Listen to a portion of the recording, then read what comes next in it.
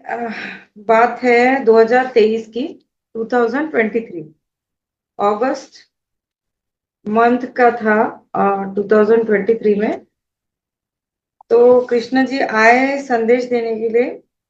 और मैं देखा कि तुलसी तुलसी वृंदावन है। तुलसी माँ को देखा और श्री कृष्ण मंदिर को देख रही थी ध्यान में। फिर मुझे धीरे धीरे पता चला कि कौन मास्टर जुड़े हैं। तो कृष्णा जी जुड़े हैं, ऐसा धीरे धीरे समझ में आया। कृष्ण कह रहे हैं कि आप अपने अंदर के जो है कि आप अपने जो अंदर जो हमारा अस्तित्व है, वो कुरुक्षेत्र के अंदर का, जैसे कुरुक्षेत्र का मैदान में कितना युद्ध हुआ था ना, महाभारत हुआ था, तो उस तरह से आप अपना अस्तित्व करना चाहते हैं, या वृंदावन के मिट्टी जैसा। अब कुरुक्षेत्र में जो लड़ाई हुई थी, आ, वो आप सभी लोग जानते हैं फ्रेंड्स। तो कुरुक्षेत्र में जो बहुत लड़ाई हुई थी, लोग बहुत घायल हुए थे, बहुत लोगों की जाने गई थी, उसके बारे में हम सभी को पता है। और वृंदावन जो है वो राधा और कृष्ण के नाम से जाना जाता है। तो श्रीमद् भगवत गीता में जो योग शब्द आया है वो क्या है? वो एक, जैसे व्यापक रूप में उसको अगर हम समझे, तो श्रीमद् भगवत गीता, गीता के प्रत्येक अध्याय के नाम के साथ योग ये शब्द लगाया जाता है। प्रत्येक अध्याय में जो भगवत गीता का अध्याय है उसमें योग शब्द आता है ना। तो अर्जुन विशद योग, सांख्य योग आदि ऐसे नाम उसमें है। विद्वानों के अनुसार गीता में योग इस शब्द का उपयोग एक उद्देश्य से किया गया है। जिस काल में गीता कही गई थी उस समय कर्म का अर्थ यज्ञादि, अनुष्ठान, जाप, ये सब इसके संदर्भ में करते थे। इसीलिए गीता में कर्म के मैडम, साथ ध्यान योग। बाद में कराएंगे क्या? मैंने बोला था ना बीच में, मत बोलिएगा। देखिए, पहले कृष्ण के बारे में संदेश सुन लेते हैं, ध्यान हम आखिरी में करें। ठीक है? आपको संदेश नहीं सुनना है, कृष्ण के संदेश नहीं सुनना है, साक्षात आकर संदेश दिए हैं कृष्ण ने। आप अपने माइक म्यूट कर लीजिए सर, डिस्टर्ब हो रहा है, फिर लोगों को भी डिस्टर्ब हो जाता है सुनने के लिए। तो जो कृष्ण ने ज्ञान दिया है वो आपको सुनना बहुत जरूरी है, उसके बाद हम ध्यान करेंगे। तो इसके लिए गीता का जो है उसमें कर्म के बारे में कहा गया है, और उसके साथ योग को जोड़ा गया है। इस शब्द को योग, ये शब्द हमेशा हर अध्याय में जोड़ा गया है। इसे अनुष्ठान से अलग कर दिया गया है, जैसे कि योग में कर्म के को ईश्वर प्राप्ति का साधन बताया गया है। गीता में कर्मयोग को सर्वश्रेष्ठ माना गया है। इसी के अनुसार कर्म करो, निष्काम भाव से कर्म करो। अब हमें तो पता है कि भगवत गीता में, पर भगवत गीता हमने कितने बार सुनी है और कितने बार अपने अंदर उतारी है, ये आपको जानने की बहुत जरूरत है। कई बार आप लोगों ने पढ़ी होगी, एक बार नहीं कई बार पढ़ी होगी, यहाँ पे बहुत लोगों ने पढ़ी होगी, शायद किसी को कंठस्थ भी होगी, पर उसको बहुत अंदर तक कितने तरीके से आप लोगों ने उतारी है ये समझना बहुत जरूरी है। इसके अनुसार कर्म करो और निष्काम भाव से कर्म करो। कर्मयोगी इसलिए कर्म करता है क्योंकि कर्म करना उसे अच्छा लगता है, इसके परे उसका कोई हेतु नहीं है। हे धनंजय अर्जुन, कामना को त्याग करना सफलता और असफलता को एक समान मानकर यानी कि बैलेंस में रहना है, और अपने कर्म के प्रति एकाग्र रहे। यानी आप जो भी कर्म कर रहे हो, जैसे ध्यान कर रहे हो, वो भी साक्षी भाव में पूरा प्रेजेंस मोमेंट में रह के। आप कोई भी काम कर रहे हो, ऑफिस में जॉब कर रहे हो, जो भी काम कर रहे हो, कंप्यूटर पे काम कर रहे हो, वो भी पूरा एकाग्र चित्त होके फोकस करके। किचन में महिलाएं काम करती है, वो भी बहुत अच्छे से एकाग्र होकर करना चाहिए। तो जो भी करना है वो कर्म आपको एकाग्र रहकर और बहुत अच्छे तरीके से उसको पूरा साक्षी भाव में समझते हुए बैलेंस बनाकर कर्म करे। और उस स्थिति में कर्मयोग किसको क्या अवस्थाएं होती है, जैसे एक समान रहता है अवस्थाओं में, जब व्यक्ति का मन एक समान रहता है, इस स्थिति को कर्मयोग कहते हैं। यानी कि कोई भी काम कर रहे हो उसको एक फोकस वे में हमें कर्म करना है। जो कर्म निष्काम भाव से किए जाते हैं वे बंधन उत्पन्न नहीं करते, वे मोक्ष रूप परम पद की प्राप्ति कराते हैं। इस प्रकार कर्मफल तथा आसक्ति से रहित होकर ईश्वर के लिए कर्म करना वास्तविक रूप से कर्मयोग है। जो भी कर्म कर रहे हैं वो ईश्वर देख रहे हैं हमें, और ईश्वर के लिए ही हम कर रहे हैं, और सभी के अंदर ईश्वर है, क्योंकि हम अपने लिए कर रहे हैं, हमारे अंदर भी ईश्वर है। हमारे परिवार के लिए कर रहे हैं, उनके अंदर भी ईश्वर है, बच्चे, घर के सभी सदस्य। तो ये जानकर करना है, ठीक है।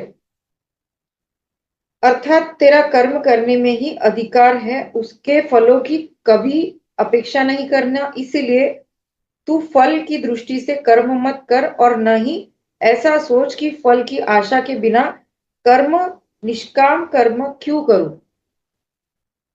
निष्काम कर्म का भगवान यज्ञ का रूप देते हैं। जैसे जो भी हम कर्म कर रहे हैं, परिवार का पालन पोषण कर रहे हैं, बच्चों का पालन पोषण कर रहे हैं, महिलाएं किचन में खाना बनाती है, तो जो भी कर्म हम कर रहे हैं वो एक हमारा यज्ञ की तरह है। जैसे पहले के जमाने में क्या बोलते थे, यज्ञ करना है, यज्ञ अनुष्ठान जाप ताप, जाप और तप जो करते थे, माला जाप करते थे, तो ये सारा जो है ये अनुष्ठान, ये कर्म, ये अनुष्ठान के इसमें बोला जाता था, ये उच्च प्रति का बोला जाता था। पर अब जो है हर युगों में इसकी डेफिनेशन थोड़ी चेंज होती है। अब जो भी हम कार्य कर रहे हैं, अगर किसी को हम खाना खिला रहे हैं, भूखे व्यक्ति को खाना खिला रहे हैं, तो वो भी हमें इस आशा से नहीं करना है। मतलब पहले भी यही था, इसकी डेफिनेशन यही थी, पर हर वक्त युग के हिसाब से कर्म किस तरह से करना है ये बताया गया। तो भूखे को खाना खिला रहे तो ये आशा नहीं रखना है, कर्म कर रहे हैं उसकी फल की आशा की, इसको खाना खिला दिया अब मुझे पुण्य मिलेगा और मैं तो अभी उच्च लोक में जाऊंगा। गाय को भोजन दे दिया तो अब मैं उच्च लोक में जाऊंगा, नहीं। आपके अंदर की भावना मैटर करती है, आप क्या भावना से दे रहे हो, किस भावना से खिला रहे हो, वो बहुत महत्वपूर्ण है। और जो भी कर्म कर रहे हो वो यज्ञ की तरह है। अब जब हम ध्यान कर रहे हैं, रोज यहाँ पर आकर ध्यान करते हैं, रोज हमारे घर में भी हम एक नियम बना के रखे हैं कि हमें अपना सब काम निपटा कर हमें ध्यान में जाना है, ध्यान करना है, 1 घंटा 2 घंटा 3 घंटा। तो ये हमारा यज्ञ की तरह ही है, ठीक है। और अब हम ध्यान कर लेंगे तो हमारा ये फायदा होगा वो फायदा होगा, ये नहीं। ध्यान हमें निरंतर करना है, ये हमारा अ, अभी इस युग की बहुत अत्यावश्यकता है, ठीक है। तो जैसे पत्री जी कहते हैं कि मंत्र जाप ये करो, आप पूजा पाठ ये सब सभी ठीक है, पर जब आप ध्यान करते हो उसमें कोई भी मंत्र जाप नहीं करना है। आपको पूरा साक्षी भाव में रहकर अपनी सांसों पर ध्यान रख के करना है, सांस आ रही है जा रही है। इस तरह से आपका ये जो कर्म है ये यज्ञ की तरह हो गए, ठीक है। आप जो रोज ध्यान कर रहे हो वो यज्ञ की तरह है। तो अब कृष्ण क्या कह रहे हैं, कृष्ण के मैसेज देखते हैं, इस जग के लिए क्या संदेश देने आए हो, और 5D शिफ्टिंग के बारे में क्या। अब जो धरती माँ है हमारी वो 5D की तरफ शिफ्ट हो रही है, यानी 3D से 5D की तरफ शिफ्ट हो रही है। ये क्या है 3D 5D, आप लोगों को पता है तो ठीक है, नहीं तो शॉर्ट में बता दूं कि इसको इस तरह से भी हम कह सकते हैं कि जिसे अब बोलते थे सतयुग है, द्वापर युग है, फिर अब ये कलयुग है, फिर सतयुग आएगा। तो इस तरह से जब सतयुग था बहुत ही प्रेम पूर्ण, सभी लोग एक में के साथ में बहुत प्रेम से रहते थे, व्यवहार करते थे, इसी तरह से उसको हमने सतयुग की तरह बोला है। तो अब ये 5D मतलब ये इस तरह से कहा जाता है टेक्निकल लैंग्वेज में, 5D अर्थ शिफ्टिंग हो रही है, उसकी फ्रिक्वेंसी चेंज हो रही है, धरती माँ की फ्रीक्वेंसी चेंज हो रही, जो कलयुग में हर जगह स्वार्थ, अत्याचार, द्वेष, है ना, जो भी ये अरशद वर्गा था, यानी जो हमारे मन के विकार हैं, इस चीजों में से धीरे धीरे लोग प्रेम और करुणा की तरफ जाएंगे। आत्मसम्मान, प्रेम, करुणा, वननेस की फीलिंग एकात्म भाव में आने लगेंगे। तो ये इस जग में होने वाला है। जो कुछ भी इस जग में होगा वो उसका लेवल, उसका जो भी लेवल होगा वो बता नहीं सकते, कल्पना से परे है। यानी कृष्ण कह रहे हैं वो इतना अद्भुत रहेगा कि वो आपको नहीं बता सकते। सिर्फ धीर गंभीर रहे। यानी कृष्ण कह रहे हैं आपको बहुत धैर्य रखना है। ऐसा युग आने वाला है, बहुत ही जल्दी आने वाला है। आपको धीर गंभीर रहना है। आपके प्रियजन के से जो भी आप उनके साथ में व्यवहार कर रहे हैं वो बहुत अच्छे से अपना कर्म करते रहें। अटैचमेंट भी नहीं, डिटैचमेंट, मतलब बहुत ही दोनों चीजों को बैलेंस बनाना है। अटैचमेंट में भी नहीं रहना है, क्योंकि हमें पता है कि इस जन्म में हम उनके साथी बन के आए, अगले जन्म में शायद हम कहीं और जन्म ले, धरती यहाँ इंडिया में जन्म ले, कोई अमेरिका में, कनाडा में। और हर वक्त परिवार भी चेंज होता है, तो इस तरह से होता है। पर क्योंकि शरीर हमारा बदलता रहता है पर हमारी आत्मा एक है। हमारी जो आत्मा है वो हर जन्म में शरीर बदलती है, एक से कपड़ों की भांति।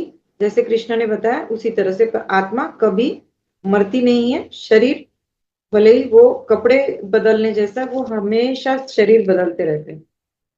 इस तरह से हमें पता ही है। तो जो हुआ है इस तरह से बड़ा चित्र खड़ा होने वाला है, उस पर नियंत्रण नहीं रख सकते मास्टर्स। इसलिए पितामह ने हमें ध्यान के लिए बताया है। तो कृष्ण खुद आकर वो बता रहे हैं कि ब्रह्मर्षि पितामह जो आपके गुरु हैं उन्होंने आपको ध्यान करने के लिए बताया है। कृष्ण ने खुद आके कहा मुझे कि जो आपके ब्रह्म ज्ञानी गुरु हैं, ब्रह्मर्षि पितामह पत्री जी, उन्होंने आपको ध्यान के लिए बताया है। और हर जगह पूरा PSSM all over the world फैलेगा और ध्यान करने के लिए आत्मा की जागृति होने लगेगी। और महामारी में भी ज्यादा से ज्यादा जो ट्रांसफॉर्मेशन हुई थी वो और भी ज्यादा से ज्यादा होने लगे। यानी आपको पता है कि जब महामारी आई थी, कोरोना काल चला था, तो कितने लोग अपने आप ध्यान में आ गए थे। बहुत सारे लोग ध्यानी बन गए, है ना। तो इसमें भी इससे और ज्यादा लोग ध्यानी बनना शुरू होने वाले हैं। तो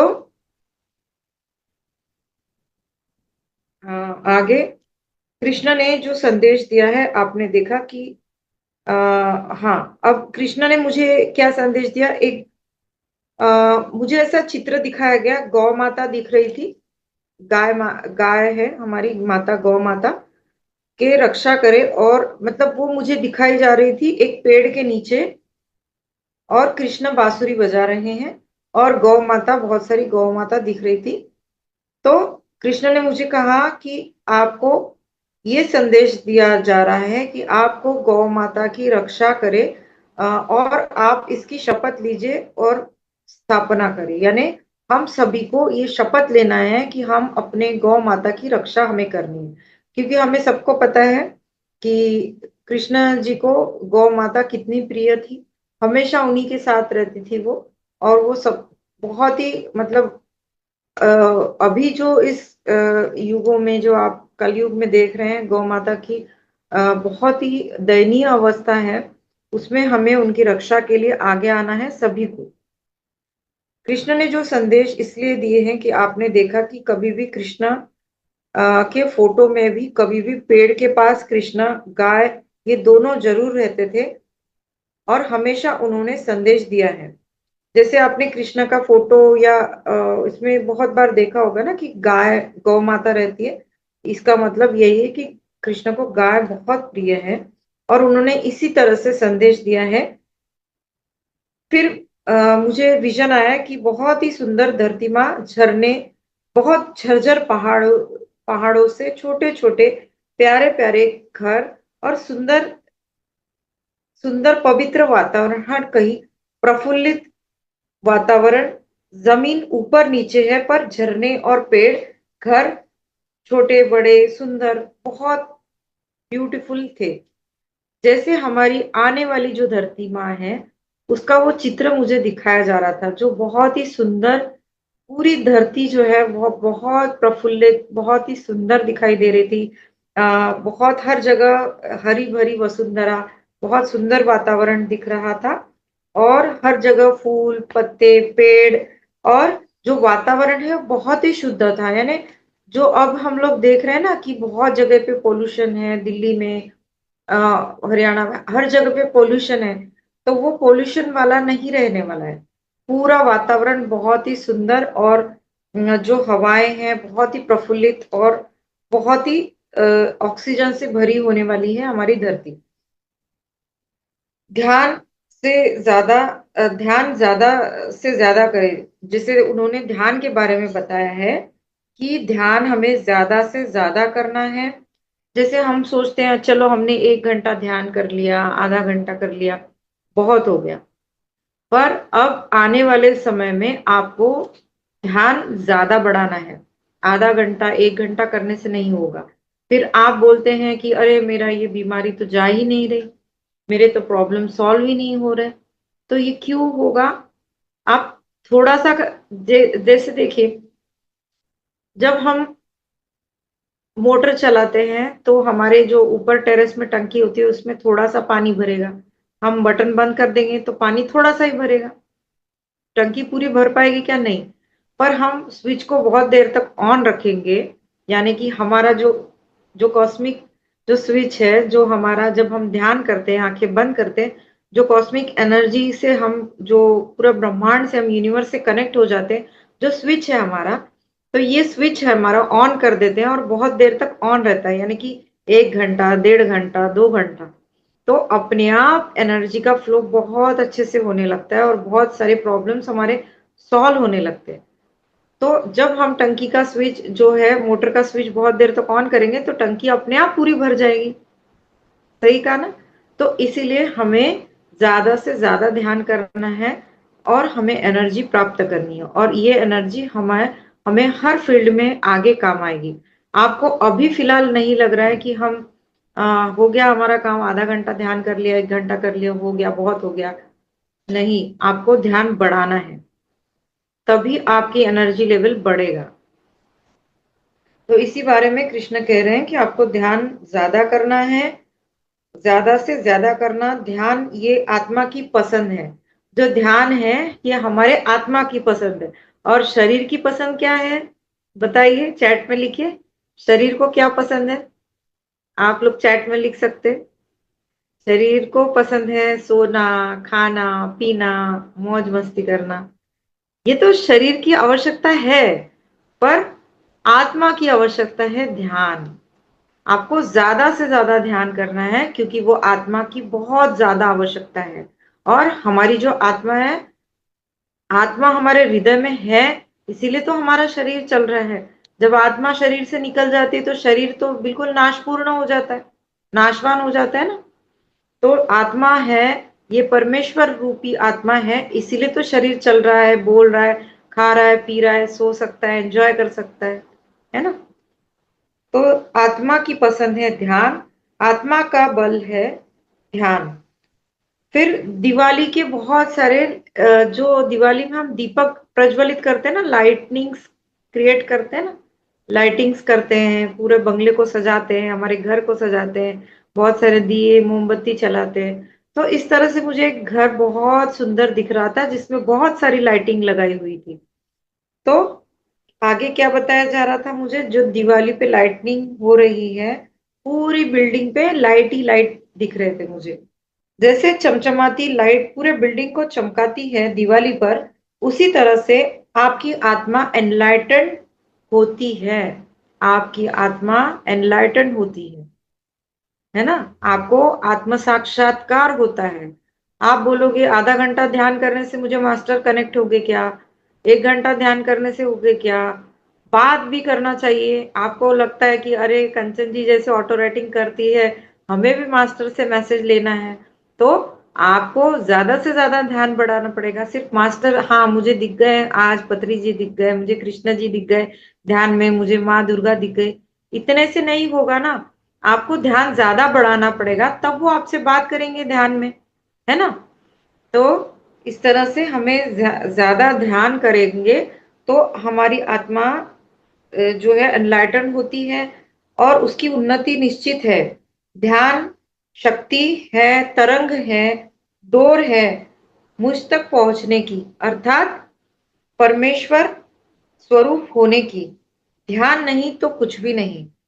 शब्दों के जाल बुनने बुनने का तो स्वरूप ध्यान। इस शब्द में सब कुछ छाया है, 2.5 अक्षर जैसे प्रेम का प्रसिद्ध है। अब देखिए कितना सुंदर है, कृष्ण ने बताया जैसे 2.5 अक्षर प्रेम का, उसी तरह से 2.5 अक्षर ध्यान का। कितना सुंदर है ना। 2.5 अक्षर प्रेम का, उसी तरह से 2.5 अक्षर है ध्यान का। तो इसलिए हमें ध्यान करना बहुत अत्यावश्यक है मास्टर। तो आपको ध्यान बहुत ज्यादा बढ़ाना पड़ेगा। उसी तरह से ध्यान के 2.5 अक्षर भी प्रसिद्ध है जैसे प्रेम का, और प्रेम करने पर ही हम महसूस कर पाते हैं, जान और समझ सकते हैं कि प्रेम क्या है। प्रेम करने के बाद ही तो, अब हम सभी से प्रेम करते हैं, अपने घर वालों से, हमारे बच्चों से, हमारे घर में कोई पेट होता है उससे प्रेम करते हैं, हमारे माता पिता से प्रेम करते हैं। तो प्रेम करते हैं तभी समझ में आता है। उसी तरह से जब हम ध्यान ज्यादा से ज्यादा करेंगे तभी हमें समझ में आएगा ना कि ध्यान क्या चीज है। ठीक है। तो इसीलिए कृष्ण कह रहे हैं कि आपको वो महसूस कर पाते हैं जब आप प्रेम कर पाते हैं, समझ पाते हैं। उसी तरह से ध्यान करके ही हम जान पाते हैं, हम पूरी तरह से अपने आप को महसूस कर पाते हैं। इसलिए 2.5 अक्षर बड़े महत्वपूर्ण है। और ये मास्टर, ये जब मैं ऑटो रेटिंग ये वाली जो यहाँ से मैं बता रही हूँ ना, ये जन्माष्टमी के दिन ही कृष्णा जी कनेक्ट हुए थे मुझसे। जन्माष्टमी थी और उस दिन मुझे कृष्णा के संदेश मिले थे, ये वाली यहाँ से जो मैं बता रही हूँ। तब तुम कभी भी बुलाओगी तो मैं जरूर आऊंगा, बात करेंगे हम, और मैं तुम्हारे पास ही हूँ हमेशा, ऐसे मुझे कृष्ण बता रहे थे, मैं तुम्हारे पास ही हूँ। और मैंने पूछा, मतलब उसके बाद जब जन्माष्टमी में कनेक्ट हुए थे तो मैंने पूछा, कृष्ण सखा आप बताइए, जैसे मैं कृष्ण को हमेशा बचपन से सखा ही बोलती हूँ, मैं अपना फ्रेंड मानती हूँ उसको। तो मैंने पूछा पोर्टल के बारे में, मैंने उनसे पूछा जो पोर्टल्स होते हैं ना, जैसे हम बोलते हैं अभी 111 पोर्टल था जनवरी में, 1/1/2026 जब पहली तारीख थी, वो 111 पोर्टल बोला जाता। कभी आता है 888 पोर्टल उसमें। तो ये पोर्टल्स क्या है, जब हम बोलते हैं ना पोर्टल्स, तो इसमें एक कोई संख्या होती है, वो कंटिन्यू रिपीटेड में आती है ना मंथ में। जैसे 333, जैसे अब 2023 था तब 333 आया था, अब 2026 है, अब क्या आएगा देखिए, अब 2026 है। तो उसमें तो आया था 111, मतलब 2026 को हम टोटल करेंगे तो उसका 10 आता है, यानी कि 1 जनवरी 1 तारीख, ये आया था 111 पोर्टल, पहले ही दिन जब जनवरी महीना स्टार्ट हुआ था उसका पहला पोर्टल। फिर कुछ दिन पहले हमने देखा था दिसंबर में भी एक दो पोर्टल आए थे, 12 दिसंबर का, 21, 12 पोर्टल, 12-21 पोर्टल ये भी आया था, ये भी बहुत इंपॉर्टेंट था। 8-8-8 अगस्त में भी पोर्टल आता है। तो ये जो होते हैं ना, ये बहुत इंपॉर्टेंट होते हैं। मैंने पूछा 2 दिन पहले राधा कृष्ण से कनेक्ट हुई थी, तब कृपा कर पोर्टल के बारे में बताए। तो उन्होंने बोला पोर्टल एक गेटवे है जो दूसरी डायमेंशन में जाने की एक प्रक्रिया है। मतलब जब हम उस पोर्टल के दिन जब हम ज्यादा ध्यान करते हैं ना मास्टर, तो हम एक दूसरे डायमेंशन में यानी दूसरे आयाम में भी जा सकते हैं। और वो जाने की एक प्रक्रिया होती है, क्रिया होती है। अलग अलग डायमेंशन के द्वारा अपने कॉन्शियसनेस के अनुसार आप सब जा पाओगे। जैसे आपने कभी देखा होगा ध्यान में हम लोग बैठे हैं और हम कोई दूसरे ही ब्रह्मांड में जाते हैं। हमें दिखता है बहुत सारे सुंदर सुंदर फूल है वहां पे, नदियां हैं, पहाड़ है, या कुछ अलग दिखता है जो अलग है, इस धरती से भी अलग है। शायद कभी आपने देखा होगा या सपनों में देखा होगा, है ना। तो इस तरह से अलग अलग डायमेंशंस होते हैं, जैसे तल, वितल, पाताल, तलातल, जैसे जो लोक होते हैं ना उसको डायमेंशंस बोलते हैं। जैसे गोलोक है, शिवलोक है ना। इस तरह से लोक होते हैं ना, उसको हम डायमेंशन बोल सकते हैं। तो वहां पे हम ध्यान ज्यादा से ज्यादा करेंगे तो हम उस लोक में भी जा सकते हैं। ठीक है, तो इस अनुसार आप वहां सभी लोग जा पाओगे। जैसे एस्ट्रल ट्रैवलिंग, इसको हम अभी ये बोल सकते हैं, अभी ये बोलने लगे हैं कि हम एस्ट्रल ट्रैवलिंग बोल ले, है ना। एस्ट्रल ट्रैवलिंग ध्यान के माध्यम से हम कई अलग अलग जगहों पे जाकर एस्ट्रल ट्रैवलिंग होती है हमारी। तो उसके बारे में भी आप लोग को पता होगा। तो उस तरह से हम एस्ट्रल ट्रैवलिंग कर पाते। किसकी सहायता से नहीं, ज्ञान का भंडार है वह एक रूप होना पड़ेगा। शांत और निश्चल पानी के समान निर्मल निश्चल होना होगा। क्योंकि पानी में बहुत क्वालिटीज हैं। जैसे पानी है बहुत निर्मल है, उसके अंदर कोई भी कलर डाल दो तो उस कलर का पानी हो जाएगा। उसमें दूध डाल देंगे तो दूध जैसा पानी हो जाएगा। पीला कलर, नीला कलर, जो भी डालोगे तो पानी का कलर वही हो जाएगा। तो पानी कितना निर्मल है, कितना शुद्ध है, वो अपने आप उसमें अपने आप को परिवर्तन कर लेता है, ढाल लेता है ना, चेंज कर लेता है। तो इसीलिए पानी की तरह आपको निश्चल होना होगा, निर्मल होना होगा। क्योंकि पानी में वो बहुत गुण धर्म है। संत होता है पानी, और हिलाओगे तो हिलेगा। बर्तन में रखोगे थोड़ी देर के लिए शांत हो जाएगा। जैसे बर्तन में पानी तो नल से आता है तो हिलते हुए आता है, बर्तन में जमा करके रखोगे थोड़ी देर के बाद वो एकदम शांत हो जाएगा। उस बर्तन के अंदर थोड़ी देर बाद, आधे घंटे के बाद देखेंगे उसमें कोई नहीं है, बिल्कुल शांत है, निश्चल है, एक जगह शांत से बैठा है। इस तरह से आपको पानी की तरह निर्मल होना होगा और शांत होना होगा। पानी हमारा मन है। पानी एक तरह का रुका हुआ, जैसे पानी जहां रुक जाता है, ठहर जाता है। तुम प्रेम हो, तुम फिर अचानक मेरे मैं पेन से लिख रही थी ये वाला गीत, जो बहुत फेमस है। मेरे पेन से अपने आप ही वो आ रहा था। तुम प्रेम हो, तुम गीत हो, तुम संगीत हो कान्हा, तुम बांसुरी का जो वो सॉन्ग है ना, गर हृदय में प्रेम है सब कुछ असंभव कुछ भी असंभव नहीं, मेरी बांसुरी का गीत है राधे राधे। तो ये जो सॉन्ग है हम हमेशा सुनते आए कृष्ण की सीरियल में, या आप लोगों ने सुना होगा भजन ये वाला। तो ये अचानक मैं लिख रही थी। और इंद्रियों का जाल बुने हैं, जो हमारी इंद्रियां हैं, हमारे जो खाना पीना, सोना, जो हमारी इंद्रियां हैं वो हमें अपने जाल में फंसा लेती हैं। अरे चलो अब बहुत हो गया, ध्यान हो गया ना, अभी चलो अब मोबाइल देख लेते हैं, चलो अभी ये बढ़िया बढ़िया भोजन कर लेते हैं, चलो ये भी खाएंगे, चलो अगर 2 रोटी की भूख है तो हम 4 रोटी खाएंगे। अगर हमें जरूरत ही नहीं इतना खाने की, फिर इतना होने के बाद अरे चलो और कुछ मीठा खाते, फिर मीठा खाने के बाद और चलो आइसक्रीम खाते। तो ये जो है, जो शरीर में हम डालते रहते हैं, ये हमारी जो इंद्रियां है ना, वो कभी सुख ही नहीं प्राप्त कर सकती। इसका इंद्रियों का सुख खत्म ही नहीं होता।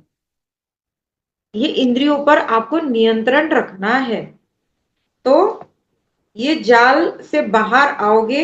इंद्रिया चंचल है, हमारी इंद्रिया चंचल है, उसे नियंत्रित करे। जैसे कोई मतलब बोलता है तो बोलता ही रहता है, बहुत बोलने की आदत है। कोई बहुत खाना खाता है, उसको खाने की बहुत आदत रहती है कि चलो अरे थोड़े थोड़े घंटे में, आधे घंटे में कुछ तो चाहिए, कुछ तो मुंह में डालने की आदत होती है किसी को। चलो किचन में चले गए, चलो मुंह में डाल लिया। थोड़ी देर अरे कुछ तो मिसिंग है, फिर से 1 घंटे के बाद अरे कुछ तो खाने का मन हो रहा है, चलो और खा लेते। ठीक है, अरे मोबाइल साइड में रखा है, नहीं नहीं अब कंट्रोल करना पड़ेगा, ज्यादा हमको रील्स नहीं देखना है, एक के बाद एक स्क्रॉल करते जाएंगे। फिर थोड़ी देर रख दिया, अरे चलो चलो नहीं थोड़ा सा और देख लेते ना, और क्या, थोड़ा और मोबाइल देख लेते, और थोड़ा 12 बजे तक देख लेते। तो ये जो हमारी इंद्रिया का सुख है ना, वो कभी खत्म ही नहीं होता। आप खुद अपने आप को इंद्रियों पर नियंत्रण रखना है। अगर आप ज्यादा बोलते हैं तो मौन रखने की कोशिश कीजिए।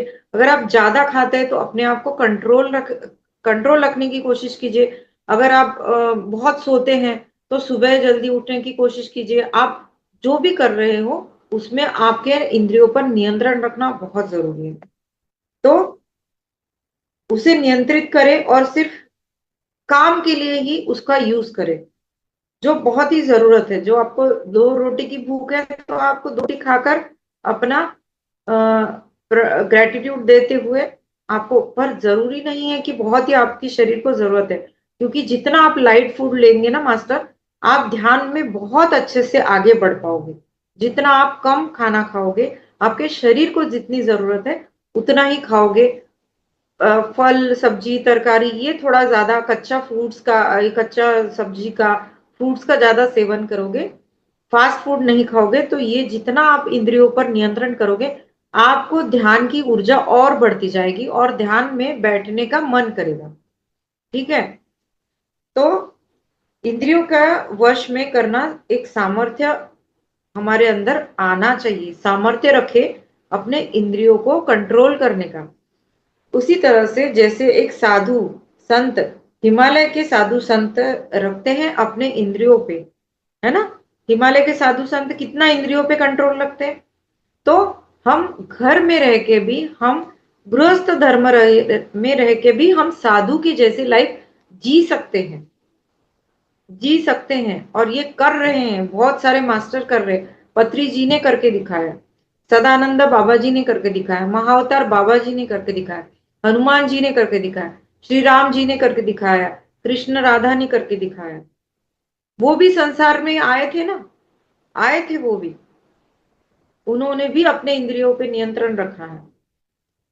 तो उसी तरह से हमें एक साधु की जैसी जीवन जीना चाहिए, संसार में रह के भी निर्वाण प्राप्त करना है। और जो भी जितना भी केमिकल फूड है, फास्ट फूड है, उसको अवॉइड अवॉइड करना है, यानी उसको नियंत्रण लाना है अपने ऊपर। और उन्होंने यही कहा कि हम अपने 7 चक्रों पर उसका प्रभाव देख सकते हैं। मतलब जैसे हम अगर कोई भी अशुद्ध फूड खाते हैं मास्टर्स, तो हमारे इंद्रिया पे हमारा अगर कंट्रोल नहीं तो हमारे चक्रा भी इम्बैलेंस होंगे। अगर हम फास्ट फूड लेंगे, अशुद्ध फूड लेंगे, केमिकल युक्त लेंगे, नॉन वेजिटेरियन लेंगे, तो हमारे पूरे चक्रा इम्बैलेंस होंगे और चक्रा में ही हमारी सारी बीमारियां डिपेंड करती है। जितना हम अपने चक्रा को अलाइन रखेंगे, शुद्ध रखेंगे, तो कोई भी बीमारियां हमें नहीं आएगी। तो ये था आज का कृष्ण भगवान का मैसेज। और जैसे कृष्ण भगवान बने, क्यों बने? क्योंकि उन्होंने अपने अंदर के वो ईश्वर तत्व को जागृत किया। और हम भी भगवान हैं, वी आर ऑल गॉड। तो हमें भी संसार में रह के साधु संत, हिमालय के संतों के जैसे संसार में निर्वाण प्राप्त कर सकते हैं। हम भी, हमारे अंदर जो ईश्वर है उसकी जागृति हमें करना है। तो हमेशा पत्री जी कहते हैं, क्या कृष्ण बने तो आप नहीं बन सकते कृष्ण, राम राम बने तो आप नहीं राम बन सकते हो। तो इस तरह से हमें जीना है। पत्री जी एक नॉर्मल व्यक्ति थे, जो अपना फैमिली के साथ रहते थे, पर उन्होंने अपने ध्यान के माध्यम से पूरा जग में ध्यान फैलाया। आज वो ब्रह्मर्षि पितामह गुरु की जो पद प्राप्ति है उनको हुई, ब्रह्मर्षि की। और वो आज हमें पूरे संसार को हमको गाइड कर रहे हैं। तो महाअवतार बाबा जी भी क्या है, वो भी एक शरीर रूप में ही आए थे। उसके बाद में उन्होंने अपने अंदर ही इतना तपश्चर्या करके साधु संत की तरह लाइफ जी के उन्होंने अपनी बॉडी को लाइट बॉडी में परिवर्तित किया। वो एक लाइट बॉडी में है, उन्होंने आज तक कभी शरीर छोड़ा नहीं, वो सिर्फ लाइट बॉडी में घूमते हैं। और कई लोगों को उन्होंने दर्शन भी दिया है लाइट बॉडी में। आप लोगों ने महाअवतार बाबा जी के बारे में स्टोरी सुनी होगी, आपको पता भी होगा। तो इसीलिए बोला जाता है, कृष्ण ने भी और बाकी सारे मास्टर्स ने भी आकर यही बोला है कि आपको ध्यान बढ़ाना है, ध्यान ज्यादा से ज्यादा करना है। ठीक है मास्टर। तो ये रही आज का मैसेज कृष्ण जी का। तो किसी का कोई प्रश्न है तो बताइए, फिर हम नहीं तो ध्यान में चलेंगे।